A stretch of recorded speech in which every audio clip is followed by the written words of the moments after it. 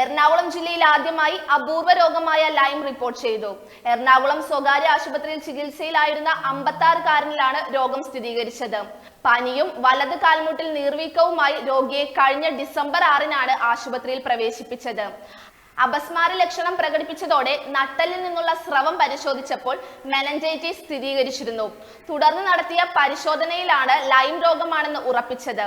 Lime രോഗം Borrelia ബർഗ്ഡോർഫറി എന്ന bacteria മൂലമാണ് ഉണ്ടാകുന്നത്. ഇത് ചില പ്രാണികൾ വഴി പകരുന്ന രോഗമാണ്.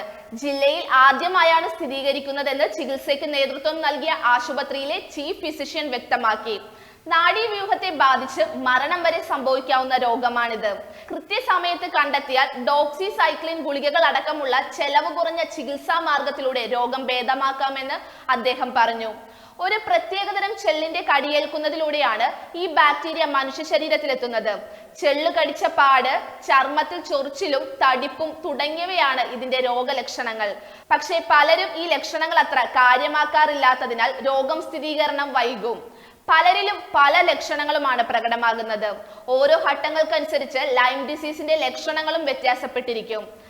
ചെള്ളു കടിച്ച് 3 മുതൽ 30 ദിവസത്തിനുള്ളിൽ ലക്ഷണങ്ങൾ പ്രകടമാകും. ചർമ്മത്തിലെ ചൊറിച്ചിലിനും പാടിനുമൊപ്പം പനി, തലവേദന, അമിത ക്ഷീണം, സന്ധിവേദന തുടങ്ങിയവ ആദ്യഘട്ടത്തിൽ പ്രകടമാകാം.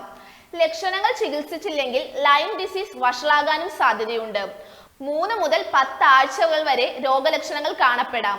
രണ്ടാമത്തെ ഘട്ടം അല്പം ഗൗരവമാർന്നതാണ്. ശരീരത്തിന്റെ പല ഭാഗങ്ങളിലും കാണപ്പെടുന്ന പാടുകൾ, കഴുത്തുവേദന, മുഖത്തെ പേശികൾക്ക് ബലക്ഷയം, ശരീരത്തിന് പുറകിൽ നിന്ന് ആരംഭിച്ച് അരക്കെട്ടിലേക്കും കാലുകളിലേക്കും പടരുന്ന വേദന, കൈകളിലും കാൽപാദങ്ങളിലുമുള്ള വേദനയും തരിപ്പും, കണ്ണിലും കൺപോളയിലും വേദനയോടെയുള്ള തടിപ്പ്, കാഴ്ചക്കുറവ് തുടങ്ങിയവ ഈ ഘട്ടത്തിൽ പ്രകടമാകാം.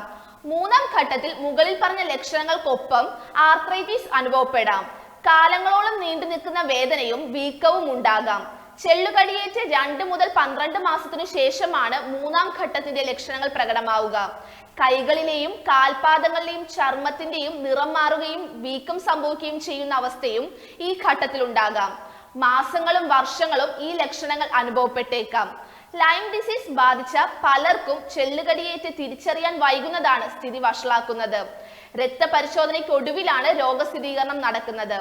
രോഗത്തിന്റെ ഘട്ടം ഏതാണെന്നതിനനുസരിച്ചാണ് ചികിത്സ നിശ്ചയിക്കുക. ആന്റിബയോട്ടിക് ഉപയോഗിച്ചുള്ള ചികിത്സാ രീതിയാണ് പൊതുവെ നൽകാറുള്ളത്. ആരോഗ്യ വകുപ്പിന്റെ നേതൃത്വത്തിൽ രോഗിയുടെ രക്തം പരിശോധനയ്ക്കായി നാഷണൽ ഇൻസ്റ്റിറ്റ്യൂട്ട് ഓഫ് വൈറോളജിയിലേക്ക് അയച്ചിരുന്നു. തുടർന്ന് അവിടെ ലൈം രോഗം സ്ഥിരീകരിച്ചത് ഈ ചൊവ്വാഴ്ചയാണ്. 10 വർഷത്തിന് ശേഷമാണ് സംസ്ഥാനത്ത് വീണ്ടും ലൈം രോഗം റിപ്പോർട്ട് ചെയ്യുന്നത്. എറണാകുളം ജില്ലയിൽ ആദ്യമായാണ് ഈ അപൂർവ രോഗമായ ലൈം റിപ്പോർട്ട് ചെയ്യുന്നത്. You are watching India's first NGO television, Malanadu TV India.